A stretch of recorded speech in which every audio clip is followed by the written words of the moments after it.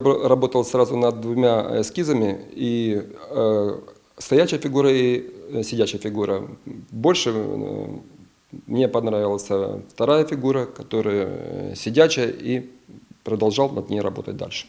С 2011 года заслуженный художник Крыма Василий Василюк работает над памятником крымско-татарскому поэту, переводчику, литературному критику Эшрефу Шемизаде. Заняться проектом ему тогда предложила инициативная группа.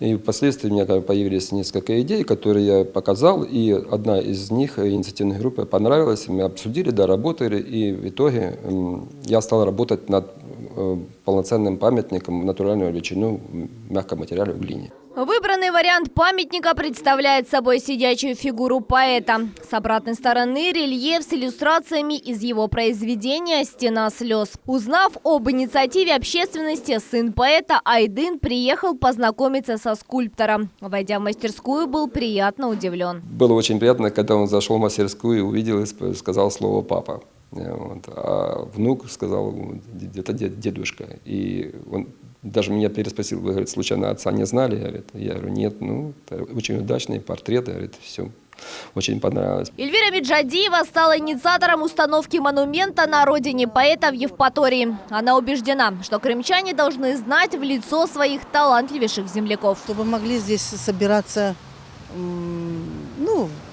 общественные деятели, пообщаться, может быть, о каких-то новинках в литературном мире поговорить. И памятник, конечно, если мы осуществим эту идею, это будет, конечно, это наша честь будет для следующих потомков. Активисты города-курорта предложили несколько вариантов мест для установки монумента. Администрация Евпатории в скором времени примет окончательное решение. И после того, когда будет уже сформировано эскизное предложение данного сквера Эшрефа Шемизаде, будет уже администрацией города Евпатория утверждено данное место как место дислокации памятника. Памятник более 3 метров в высоту потребует немалых финансовых затрат. Его глиняная модель в натуральную величину уже готова. Затем с нее будет снята гипсовая форма. В итоге монумент будет медным, пока общественность не нашла предпринимателей, которые могли бы помочь деньгами. Чтобы воплотить мечту в реальность, нужно 1,5 миллиона рублей. И это только на то, чтобы установить сам памятник.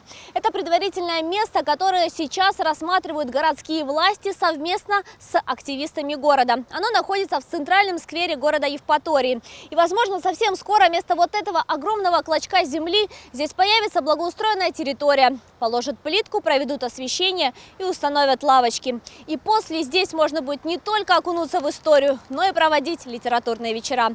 Севиля Меметова, Алим Сейдалиев, телеканал Милет.